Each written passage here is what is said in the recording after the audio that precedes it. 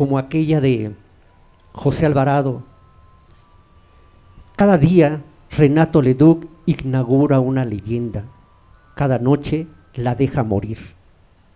O episodios de sus recuerdos, por ejemplo, cuando era muy jovencito y estaba en campaña, estaba en una tienda ahí tendido en su catre leyendo el libro de Nietzsche, así hablaba Zaratustra, y entra en ese momento un teniente famoso por su fiereza, por su dureza, por que era un desalmado. Se le queda viendo a Renato, ve el libro y le dice: ¿y quién es ese Zaratustra? Y Renato contesta: uno que así hablaba.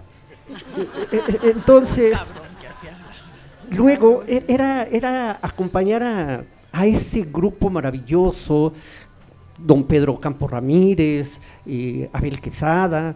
Fue esa división Panzer que le decía, enterarme de su historia.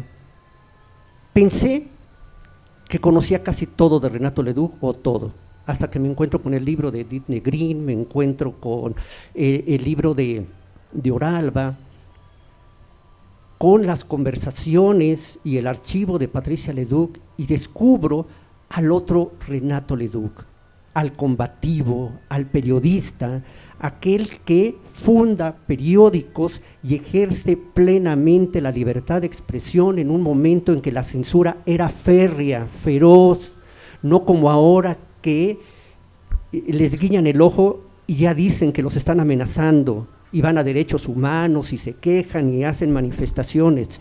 No, Renato enfrentó una época muy dura y, por ejemplo, en Momento de México, que era un periódico semanario de una sola hoja, de 2 caras, tamaño estándar o más grande que el estándar, voy a permitirme leer algo aquí, era un periódico de 40 por 60 centímetros. En el primer número, que coincidentemente aparece un 10 de mayo, en su editorial titulado Intenciones, Renato escribe: nuestro propósito no es prodigar elogios ni alabanzas, eso sobra quienes lo hagan, sino denunciar lacras y errores con la inmarcesible, aunque lejana, esperanza de que alguna vez sean corregidos por las autoridades responsables o por el propio pueblo de México. Eso tiene una vigencia enorme. Y Renato además se daba el lujo de publicar un pequeño recuadro en ese periódico que decía: no se aceptan anuncios comerciales. Lo pagaba de su propio peculio, lo hacía con ese otro gran personaje olvidado, el brigadier Arias Bernal. Y uno encuentra nombres: Piñó Sandoval, Arias Bernal, y se da cuenta de la generación extraordinaria a la que perteneció Renato Leduc y en la que brilló con luz propia, como una verdadera leyenda desde sus años de estudiante, cuando todos en el barrio universitario buscaban conversar con él, un joven que había regresado de la revolución. Muchas gracias.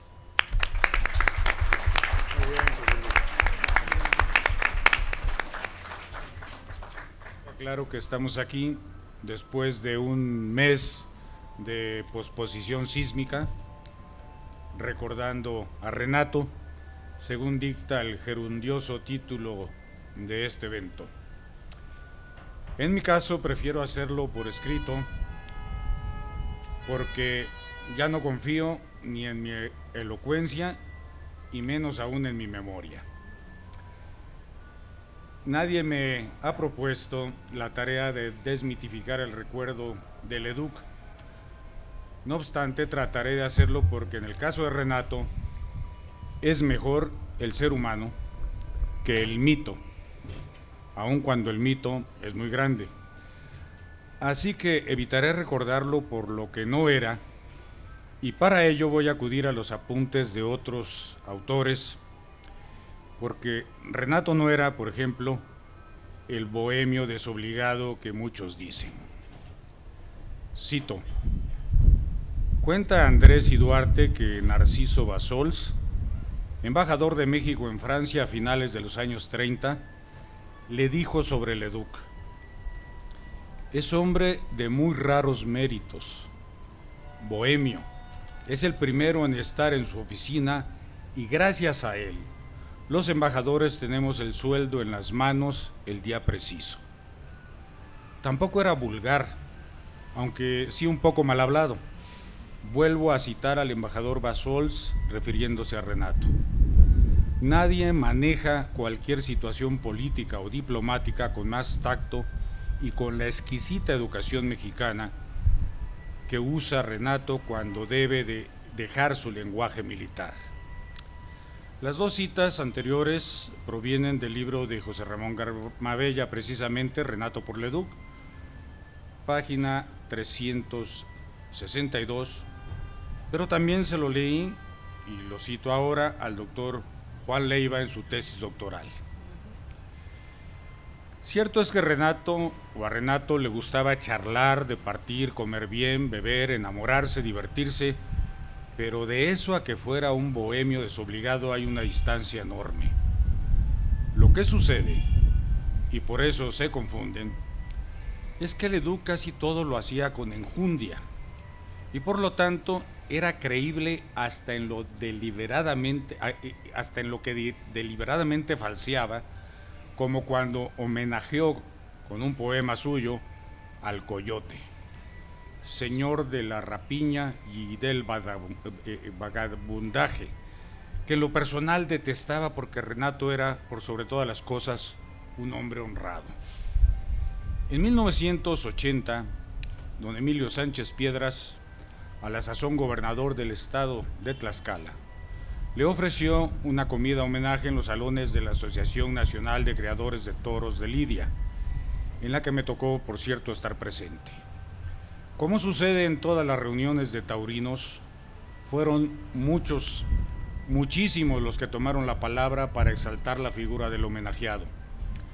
Después de oír a todos, Renato comentó por lo bajo que la mitad de lo que habían dicho de él eran falsedades y la otra mitad exageraciones. Cuando le tocó agradecer el homenaje, Renato, que era muy noble y ese día además estaba de vena, no quiso desmentir de manera tajante a nadie. Se limitó a decir que, como sus ocios eran tan arduos como sus obligaciones, y su memoria estaba vieja y cansada, no recordaba todo lo que le atribuían, pero que debería ser cierto a pesar de que el verso que le acababan de adjudicar no era de su autoría. La anécdota que había contado su apologista de esa tarde era sobre una parranda a la que él no había asistido, y aunque no era santo, tampoco ejercía de don Juan ni conocía a la señora con la que le acababan de endosar un amorío. Pero es que ella me lo contó, se excusó el apologista. Ah, pues si ella lo dijo, ¿quién soy yo para desmentirla?, respondió Renato caballeroso, como siempre, y por lo bajo añadió: creo que ya me chingué y voy camino al celibato. De unos años a la fecha me resultan más amoríos platónicos que de los otros. La fama de bohemio le venía más bien, porque a principios del siglo XX era lugar común que los poetas lo fueran, y por asistir a tabernáculos en los que se probaban las virtudes de todo tipo de caldos, tanto etílicos como de gallina. Sitios a donde Leduc acudía, pero no siempre a beber, sino también a escribir y comer algo.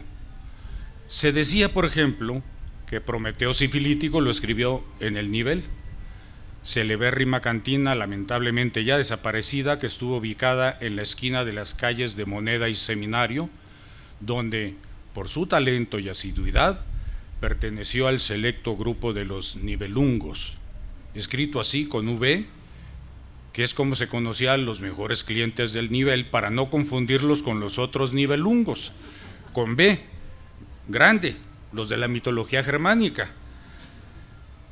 Pero aún concediendo que lo que le atribuían fuera cierto, ¿en qué reduce o demerita la obra de Renato el hecho de que Leduc haya sido un poco bohemio? En nada, por lo contrario, la trashumancia cantinera suele ser harto creativa. verbigracia. El célebre poeta, novelista, dramaturgo y en sus ratos libres terrorista del ejército republicano irlandés, Brendan Behan, aseguró, convencido, que la borrachera es una de las bellas artes. En la Antípoda de Irlanda, a Pablo Arango, bohemio y bebedor confeso, filósofo y escritor, es decir, vago, autor del libro Grandes Borrachos Colombianos, el periodista Camilo Jiménez lo ha definido como el puente colgante entre la academia y el billar. Imagínense, qué imagen, el puente colgante entre la academia y el billar. Aquí entre nos recomiendo leer las magníficamente bien logradas carambolas literarias de Pablo Arango, que hace en forma de libros. Este otro Camilo Jiménez, que así definió Arango, es gente seria, tan seria que después de 9 años renunció a su cátedra de comunicación social en la Universidad Javeriana de Bogotá, en protesta porque sus alumnos, José Luis, no sabían escribir. Pero volviendo a Renato, que es para lo que aquí estamos, también se decía, y esto creo que también se lo leí a Juan Leiva, que durante una profunda inmersión en la cantina llamada El Submarino, que estuvo ubicada en la antigua Cámara de Diputados, Renato conoció la poesía del poeta cartagenero Luis Carlos el Tuerto López, que por cierto no era tuerto sino visco, posmodernista por sus letras, cónsul por sus correrías europeas y norteamericanas, boticario por su oficio, virrey de la tertulia literaria de El Bodegón, sitio donde abrevaban las mentes y gargantas más competentes de Cartagena de Indias, y, a pesar de todo, o quizá por eso, maestro del verso de pie quebrado.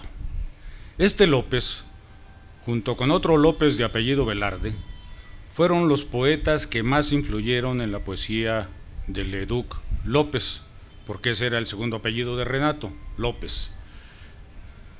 Fresco amanecer. Sobre la jiba de la cordillera surge la faz clorótica del sol, de idéntica manera que hace siglos de siglos. Un farol, macilento, se apaga en una esquina del barrio. Flota en el amanecer fuerte olor de cocina que insufla ganas de comer. Y hecho un ovillo a sombra de tejado, plaña un ciego en su flauta. El infeliz, como que aspira un perfume a pollo asado. Cierra los ojos y abre la nariz. El Tuerto López sabía que un ciego o a un ciego solo le atañe lo sublime, y nada hay más sublime para un ciego hambriento que el olor a pollo asado. Ni el sexo, ni el amor, ni el patriotismo, menos aún los paisajes nunca vistos de cordilleras con jorobas ni contrapuntos de flautas plañideras, inspiran mejor que una buena rima, o a una buena rima, que el hambre del que no ve, pues no hay peor cosa que no poder ver lo que se huele y además no haber comido. Este asalto temático a la rima de lo verdadero por la vertiente de lo fantástico fue lo que atrajo a Leduc al campo gravitacional del Tuerto López, no para imitarlo, sino para trascenderlo, como bien lo apuntó la doctora Edith Negrín en su libro.